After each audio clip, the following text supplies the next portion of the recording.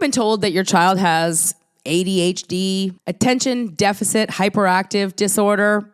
Well, I was told the same thing too. And today we're going to bring a brand new perspective to this. We're going to bring a leadership perspective. We're going to get to the root problem of what ADHD really is. So if you're a forward-minded leader type parent, you're going to love us. If you have bought into the idea that your child is broken somehow and they need years of therapy and medication for a neurological disorder, you're probably going to hate us. We're going to simply share the truth with you here today, and we're fine either way.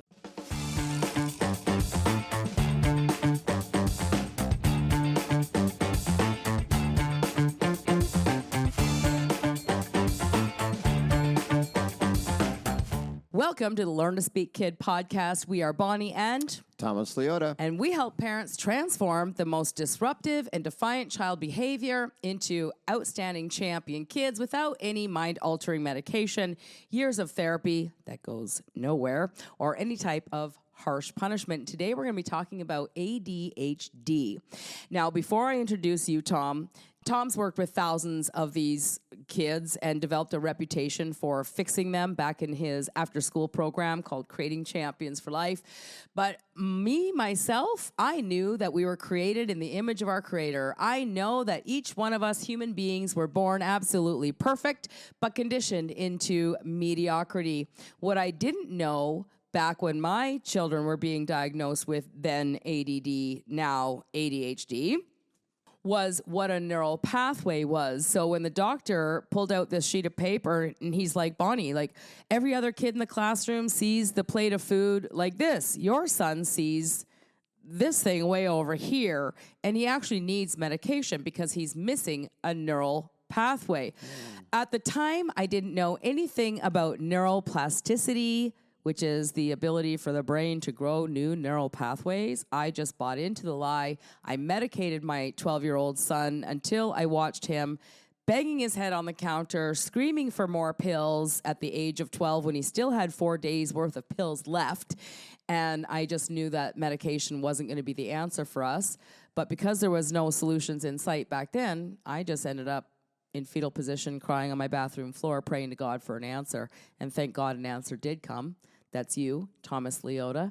And you have a different perspective when it comes to ADHD. Absolutely. I'll go on the record and say ADHD is a real thing. It has to be. You're living it. I'm not going to convince you otherwise. But I would ask you or challenge you to go, there's a simple game called the game of opposites. You know, can't and can. So if there's an attention deficit, then I'm going to think like a budget. If we are running low on money, that's called a deficit. We didn't quite have it. But if we had extra money left over, that would be called a surplus. Now, first and foremost, every little genius offspring in our animal kingdom has the undeniable truth that without attention, we die. First and foremost, it's been proven again and again and again. So all this so-called behavior, what if it was just as simple as survival for attention? Yeah. Look at me. Yeah. Because if I do good and I get none, but I drop the plate and it smashes, I got yelled at. Yeah. The attention's irrelevant, and that's the truth. Yeah, well, I want to bring some awareness to, like, okay, attention deficit. Like, I love everything you're saying here, but when I was a single mom of 4 kids, I thought I was lavishing them with attention because I gave them a great house. They all had like everything that they ever wanted. They didn't want for anything. I went out of my way to be a great mom. I did everything for them. Because you made it about you, not them. Okay, well let's say the truth. that I made it about me. I wanted to give them the life I always wanted, and I wanted to be a good mom. But what was happening, Tom, is I was reading the parenting books, and I was learning about things called redirection. So let's say that there's a candle burning, and the baby goes to touch the candle. I was taught to redirect them from the candles to protect them. I never thought about teaching them what hot meant with the candle. Yes. And because we're growing up in a world, or we're in a world right now of overcompensation, I never thought about teaching them to make their own juice. I never thought about teaching my 1-year-old what a hot burner was. So when we're saying attention deficit, all of these positive discipline theories that we're being taught, redirection, timeouts, takeaways, overcompensating, lecturing, getting on their eye level and explaining to them why they can't have what they want or why what they did was inappropriate. All of these things actually steal the opportunity for these children to grow neural pathways and to learn what life's really all about, because our job as parents, we've been conditioned to believe, is to protect them, to feed them, to make them happy, to love them. But nowhere until I met you does it say, make sure to give your children many opportunities to experience life, because when a baby's born, they're born with no neural pathways at all. And every single thing you want them to be, do, or have, including like critical thinking, self-control, the ability to focus, all of those are learned life skills. Yes? Absolutely correct. And to sum up everything you talked about, whether it's morals, ethics, or with the candle, safety. Correct. It has an acronym called MESS. Those are all part of the game. But the underlying truth is it's about the mom, not the kid.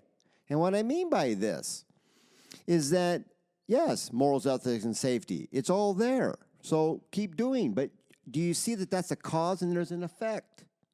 And so what it really comes down to is we have this thing called a reframe. You're looking through a little lens. That's like a behavior and educational lens. You look at them and go, let's see, I got 5 senses. See, smell, taste, touch, hear. Something I don't like.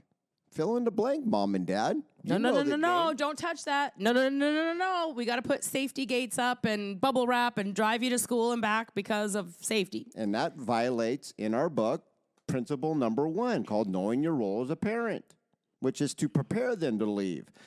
Yes, you protect. That's called Captain Obvious. Yeah. But if you're postponing the inevitable, short-term win, long-term loss, redirect. Absolutely. I don't have to ask how well is that working for. It works for a little bit, and then it goes to hell in a handbasket. So once again, I'm going to come back to attention deficit. It's real. You've been trained to put the batteries in backwards and then blame the remote for not working. First and foremost. Correct. So love me or hate me, or you'll love me when you go, wow, where have you been my whole life? Well, so, okay. Right? So what we do is when you see, smell, taste, touch, hear something you don't like, thank you for actually engaging in with your kid. Because the alternative is neglect. You have it and you say, I don't want nothing to do with you. Thank you for at least sticking in there, moms and dads. Yeah. First and foremost, I'd give you a big hug because I'm going to be your best champion to support that. Now, what you haven't been taught, yet, when you learn to speak, kid, is you reframe that see, smell, taste, touch, hear, or something I don't like, to, I see a genius who's just embracing their own uniqueness. And the truth is, the thumbprint. Yeah. You see, there's this sacred game that the opposition out there that wants to keep our kids ignorant and fearful, called slavery. Keep our parents ignorant and fearful, too. That's all across the board. Yep. It's called monkey see, monkey do. So when that little child goes over to your example, the candle, guess what game they're playing, moms, monkey see, dads? monkey do. They Monkey see you light monkey, the candle. and I want to be like you because nobody was ever talked into walking, riding a bike, or driving a car. So if I'm the one to introduce this to you, it's not an ego. We're going to be talking about a we ego, because if you add this into the place, we have 12 principles that allow you the power to go from what you see, smell, taste, touch, hear you don't like to seeing a little genius, just embracing her own uniqueness. And when you can reframe that, then you know they're playing monkey see, monkey do, and that creates what is called an attention surplus. Yeah. And what that means is that little child has a want, need, or desire, better known as a goal. Yeah. They're running on goal power. And if you've never been taught this, well, maybe this might be the answer to your parenting prayer too. So attention surplus versus attention deficit. No, I love that. And we have a 2.5-year-old granddaughter now, and I see you with Harley, and thank God I know this now. And what is proactive attention, you know, they're human beings. We look at a newborn baby. Well, the newborn baby has goal. And the newborn baby's goal is to have a dry diaper, to eat food, to be cuddled. Like, they have a goal. When they're 6 months old and they start rolling around, they have a goal to reach that toy. Well, I used to make sure that I handed them the toy. And something as simple as that, helping the little 18-month-old up on the couch instead of letting them struggle. You know, you come along, you help them up on the couch. Every single time that happens in a child's life, we are suppressing their opportunity to grow a neural pathway of order, the candle, the burner, and everything. So our 2.5-year-old granddaughter, well, she helps me cook dinner. Like, she stands at the stove with me, and she loves to cook. She even says, "I cooking," right? She loves to cook. You know, the other day you did a video, which we shared as a reel, where Harley was, like, wanting to touch your ear. Because I think you had touched her ear. I don't even know how the game started. I just know she wanted to touch your ear. You turned it into a game. You had her stand at attention stance and count to 20. She's making eye contact with you, standing there. 1, 2, 3, all the way to 20. And then she got to touch your ear. That's proactive attention. She never has any reason to have a meltdown over here or, you know, do anything that would be disruptive over here because she gets so much proactive attention. So when you come into the picture and you're like, stop redirecting and punishing and offering negative consequence, why don't you teach and show and offer them a positive consequence for engaging in positive life skills training like self-control? Because when a child learns or develops the neural pathways called self-control, responsibility, self-discipline, and focus, ADHD no longer exists in that child. Take it or leave it, moms and dads. We are here as champions for the children. Correct. You know, my dream since 1994 was to find a way to empower all children before the age of 12. And then when I met you and I learned proactive versus reactive, and I couldn't find anywhere else in the world, then the dream became, every parent in the world deserves to know about this. But what I'm finding, Tom, believe it or not, what I'm finding is that the more truth we bring to the forefront, the more parents are going, like, they're hating on us. It's like, I don't know, if you want an excuse to medicate your kid, keep it. Then our channel's not going to be for you. But if you're watching this and you're like I was, like, there's got to be another way. God made us in his image. How did I end up with sick kids? It didn't make sense. It didn't register in my soul. That's right. So when I found the solution, I was all over it like white on rice. In fact, I gave up my business and my whole life to pull this mission off to help the parents out there. So 100%. It kind of mind boggles me. This is the truth. We are just messengers of the truth. That's right. And the truth is that your child was born absolutely perfect. And I'm looking forward to our third part of this series where we're going to talk about the hyperactive disorder to the other side of the spectrum called hyperactive order. Oh. So right now we're just going to talk about the attention deficit, right? Which is, put it in simple layman's terms.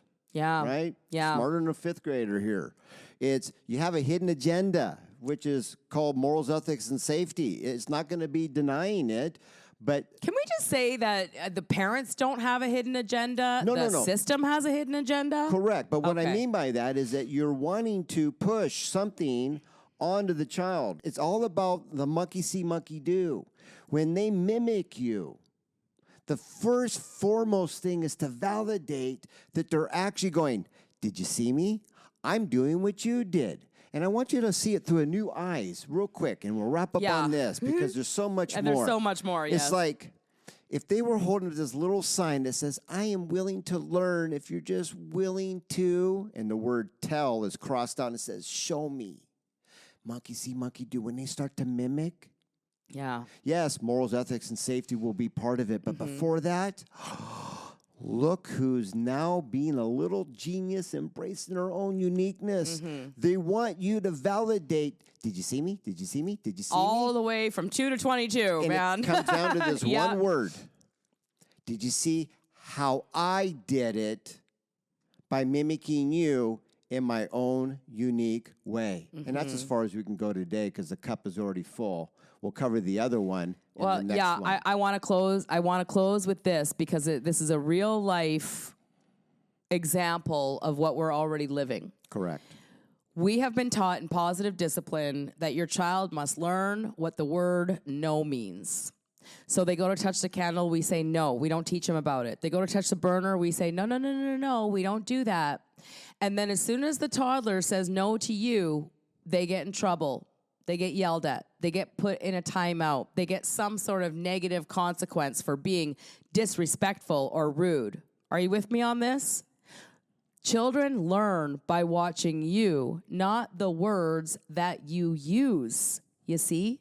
And when you're a parent and you're exhausted because you've given, and they're screaming, and you're always going to this meeting and that meeting, and at the end of the day, you've got no queen crown on. You see, you need to put your queen crown on.